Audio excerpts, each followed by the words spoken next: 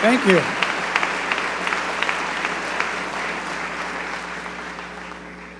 I was standing on the corner of 68th Street and Lexington Avenue right here in Manhattan once, and I approached a woman, and very elegant, and I asked her to look across the street and tell me if there was a drugstore on the corner.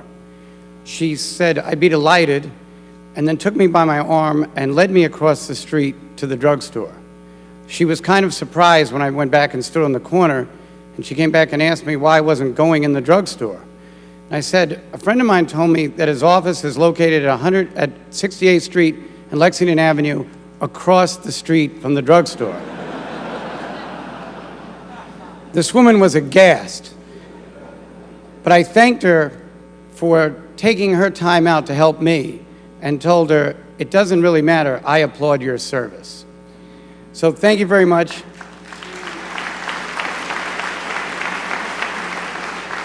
Oh, some of you know her. Thank you very much, President Bollinger, for that very kind introduction. I wish you were president when I was at Columbia. Maybe I would have gotten out sooner.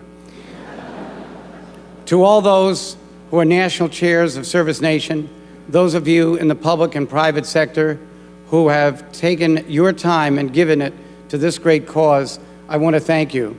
To Senator Barack Obama, Senator John McCain, Senator Hillary Clinton, Mayor Michael Bloomberg, Governor Arnold Schwarzenegger, and the First Lady Laura Bush, among the leaders who will be speaking tonight, I want to thank them for taking their time out to be here at Columbia at this great event. I am honored to have been invited to have attended the ServiceNation event, and I want to welcome all of you to New York. We are very pleased to have you here and want to enhance the service of ServiceNation in any way we can. The 33rd governor of the state of New York once said that he felt that the welfare of each of us is dependent fundamentally on the welfare of all of us. That was President Teddy Roosevelt. Years later, his fifth cousin, another relatively obscure governor of New York named Franklin, offered us that human kindness does not in any way weaken the stamina or soften the fabric of a free people. These two men were not bonded by politics. One was a Republican, the other a Democrat. They were bonded slightly by blood, but they are linked inextricably because of their service to human dignity.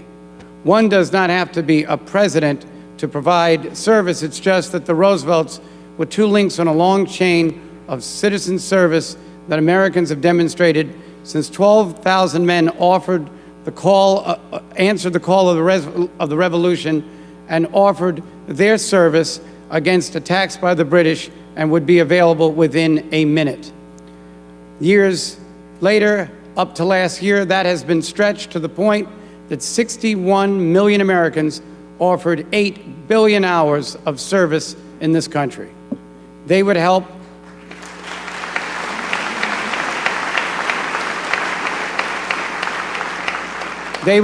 struggling students. They would deliver meals to seniors. They would help those in poverty, among other tasks.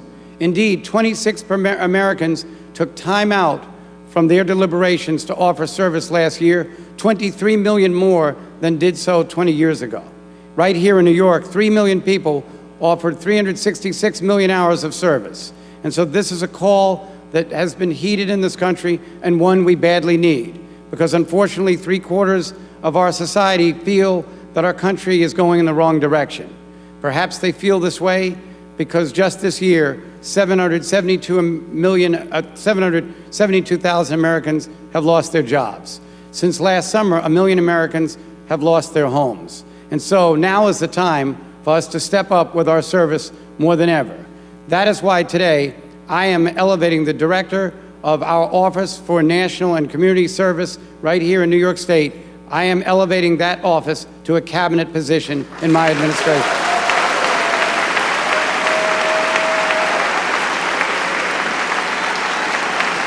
Thank you.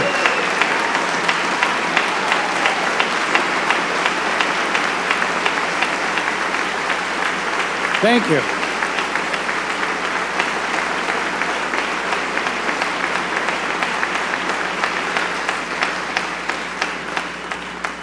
Thank you. I thought you would like that.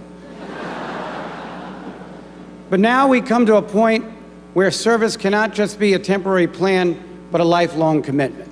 And we're going to be needing a president that believes in this type of service. And we are certainly fortunate in this country that both of the candidates, major candidates for president this year, have performed outstanding service to our communities. From Barack Obama, who eschewed personal opportunity and lucrative offers to work in service organizations in the city of Chicago, Illinois, to John McCain, who almost had to perform the ultimate service when he found himself lingering on life in a prisoner of war camp in North Vietnam during his service to the military of the United States.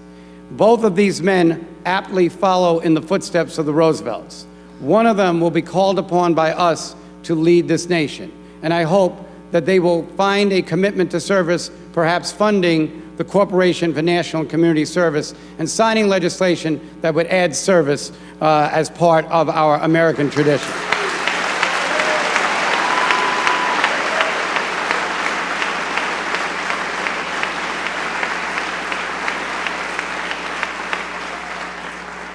Finally, I would add that today is probably the 7th anniversary of the greatest collective service this country has ever seen when we were attacked by terrorists on September 11th, 2001, and people ran into buildings, firefighters, EMS workers, police officers, and private citizens to rescue people they didn't know or never met.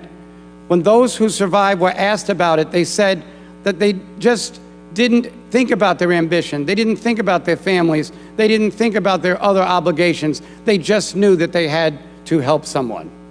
Pope Gregory I, known as St. Gregory the Great, always admonished Christians to love their neighbors as they would love themselves. But he said that there are moments of epiphany where a person will feel a bond with one whom they've never met.